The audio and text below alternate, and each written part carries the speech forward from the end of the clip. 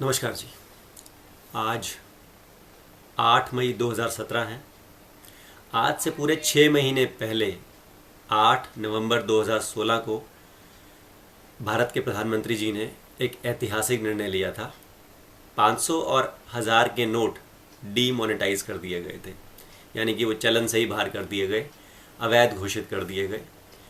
और उस समय हमसे ये वादा किया गया था कि इससे भ्रष्टाचार खत्म होगा, ब्लैक मनी भी खत्म हो जाएगी, आतंकवाद और नक्सलिज्म की कमर टूट जाएगी, पत्थर मारने वाले हमारे सैनिकों पर पत्थर नहीं मारेंगे। और आज 8 मई 2017 को आपको पता ही है कि जो देश में हो रहा है, कितना फ़र्क पड़ा, कितनी कमी आई, आपके सामने ही है। तो मैं देश की सरकार से ये प्रश्न पूछना चाहता हूँ कि क्या करप्शन ख़त्म हो गया या 30-35% बढ़ा? क्योंकि 1000 और 500 के नोट यानी कि 1500 रुपये गए और आप 2000 का नोट और प्लस 500 रुपये भी ले आए। और तो जब बड़े नोट से करप्शन, 1000 और 500 के नोट से करप्शन बढ़ रहा था, तो ये जो 2500 रुपये हैं, इससे घटा या बढ़ा? क्या जो लोग करप्ट थे वो उन्होंने भ्रष्टाचार ख़त्म कर लिया? जो बिना पैसा लिए काम नहीं करते थे, अब वो क्या अनाज लेके काम कर रहे हैं? मोदी जी, और मेरा भारत की हर सरकार से यही प्रश्न है कि अगर आप देश को 6 अच्छे कानून दे दें, जिनमें पहला कानून है right to recall, prime minister, chief minister, supreme court जजेस, हाई कोर्ट जजेस, इलेक्शन कमिश्नर, पुलिस कमिश्नर, अगर आप इत्यादि इत्यादि, इसमें एमपी भी हैं, एमएलए भी हैं, निगम पार्षद भी हैं, यानी कि लोगों के पास इन लोगों को हटाने का अधिकार हो, क्योंकि चुना इन लोगों ने है, तो इन लोगों के पास ही अधिकार हो। अब ये लोग भी सोच के काम करेंगे कि हाँ, हमको देश के हित में काम करना है या किसके हित में काम करना है। नंबर 2, ज्यूरी सिस्टम, जज सिस्टम नहीं, क्योंकि जजेस भी करप्ट हो सकते हैं। एक छोटा सा एग्जांपल देता हूँ। सलमान खान साहब आज भी जेल नहीं गए हैं।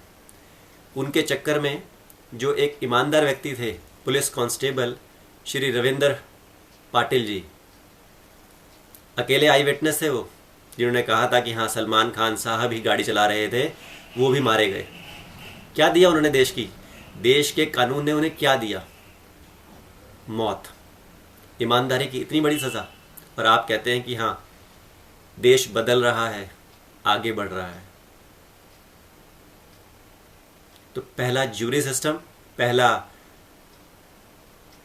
राइट टू रिकॉल, दूसरा jury system, wealth tax, narco test in public,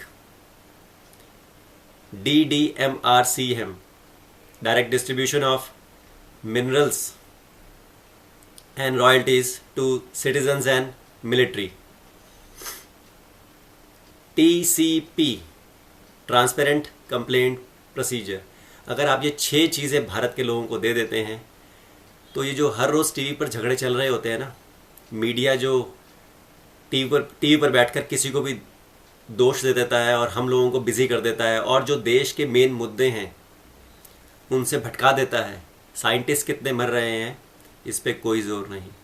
देश तभी तो आगे नहीं बढ़ रहा, क्योंकि हमारे साइंटिस्ट कैसे चुपचाप हटाए जा रहे हैं, क्योंकि विदेशी नहीं चाहते।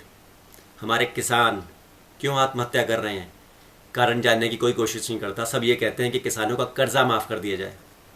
किसान, अगर सारे किसान मर गए तो खाना खाने के वांदे पड़ जाएंगे। फिर देश के लोगों को पता लगेगा कि हाँ, जो सुबह ब्रेकफास्ट मिलता है ना, उसको उगाने वाला एक किसान ही है। तो इसी सोच से क्रांति आ जाएगी। लेकिन आप लोग, ये मैं हर पॉलिटिकल पार्टी की बात कर रहा हूँ, मेरी किसी से रंजिश नहीं है, सिस्टम से रंजिश है। और आप लोग सिस्टम नहीं बदल रहे, आप लोग देश के लोगों को सिर्फ फॉलोवर बना रहे हो, सिर्फ फॉलोवर। एक अच्छा लीडर फॉलोवर कभी नहीं बनाता। एक अच्छा लीडर देश में लीडर्स पैदा करता है। मोदी जी, राहुल जी, केजरीवाल जी, आप तीनों ने हम लोगों के लिए कुछ नहीं छोड़ा है। हमें लगता है कि हमारी जो अगली जनरेशन है वो कुछ नहीं कर पाएगी, तभी देश के लोग यहाँ रहना नहीं चाहते। आज ऐसा लगता है कि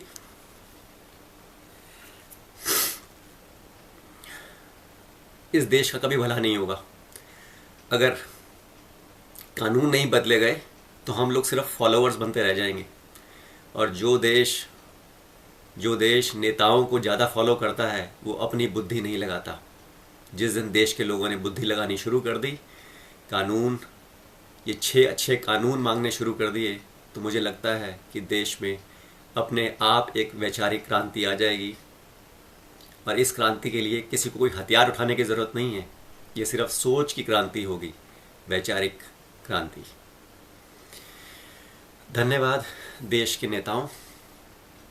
देश को लूटते रहो और लोगों को उल्लू बनाते रहो।